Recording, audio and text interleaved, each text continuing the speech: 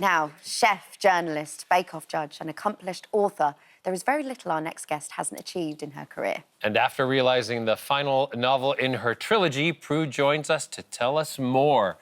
I write with my sister, and the question that I get asked all the time, it's not my favourite question, but I'm going to ask it to you, OK? All right, I'm ready. If you had to describe the book to somebody and tell them what it's about, briefly, hit it. It's about love. It's about food, unsurprisingly, and it's about adoption.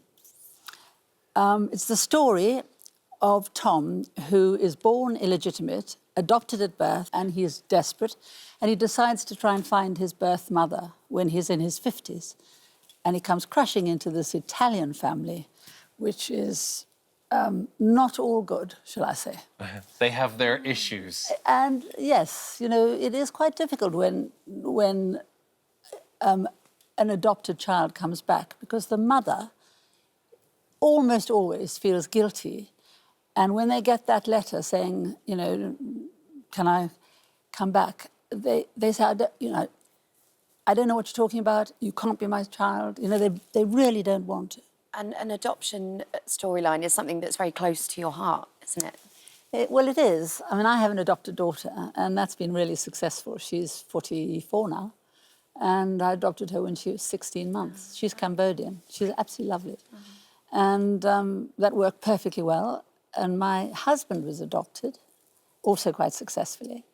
And but what was nice for me is that I managed to sort of steal his story for the business of trying to find your birth mother or birth family, because it's quite complicated. Now it's much easier because there's all the internet to help you. But that's set in about 20 years ago, when before it was easy to do. And there was a charity called NORCAP, which helped families and children find each other.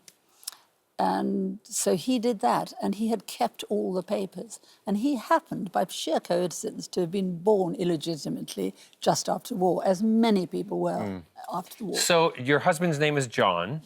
The main character... Is Tom. That's a good name, John. And the main character is Tom. Well, in the sense that I stole... And the real person, sorry. I mean, I just stole John's... the technique of finding your family. And, of course...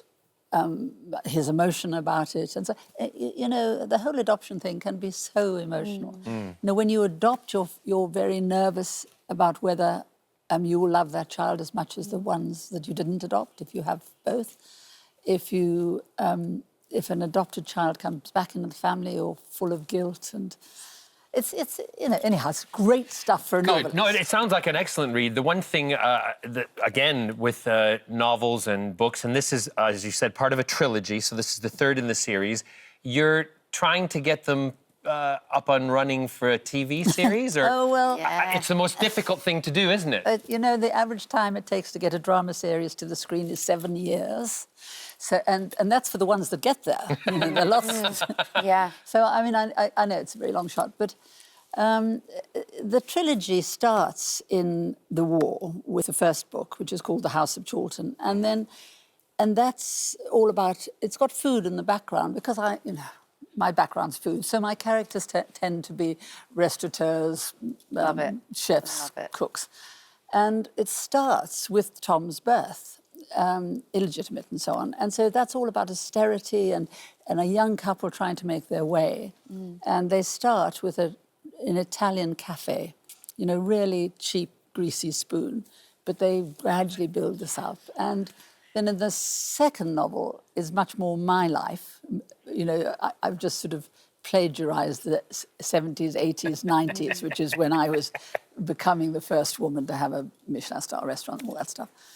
And then the last one is much more recent. So it's all about the food in the background. So, I mean, everybody obviously knows you for your cooking. So was becoming an author one of your dreams? Well, I've always written. I used to be a journalist, and I've always written cookery columns and cookbooks and stuff. But when I was heading for 50, I decided that if I didn't sell my business, and by then I was employing 500 people, you know, Wow. there was a catering company, a restaurant and a school, chef school. I thought I've got to sell the business and stop writing cookery, and then I'll be able to write the novels, which I did. And so I've written 8 of them. This is the last of a trilogy.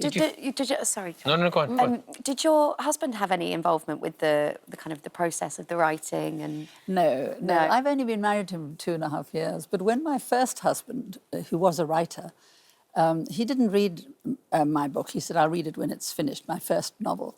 And he did say to me at one point, suddenly he said, there won't be any sex in it, will there?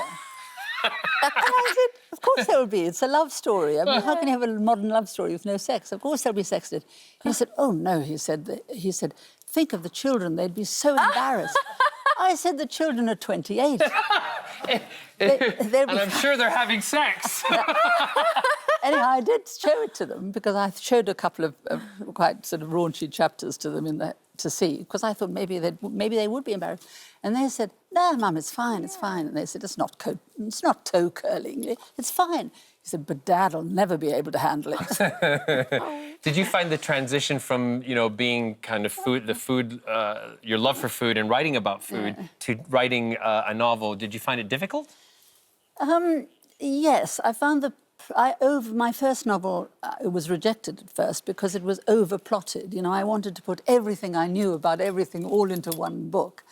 And it was just too full. And I've got a really tough editor, and she's always telling me, slow it down, get deeper into the characters. Don't just want to put lots of action in all the time. So I think I've got better at it. But, I mean, there are love stories. I'm not ashamed of the fact that what I write is love stories. Yeah. I justify this by saying the greatest writers all wrote love stories. I mean, Shakespeare wrote lots of love stories. Anna Karenina is a fantastic love story. So. And Bake Off is back. Yes. Are you looking forward to it? Yeah, I am. We'll start filming again sometime after Easter, and it'll go on air, I hope, in the autumn, as always. It's lovely. Prue, thank you very much. The Lost Son. It looks like a good read. Looks amazing. Hope you enjoy it. Thank you for coming. Bye.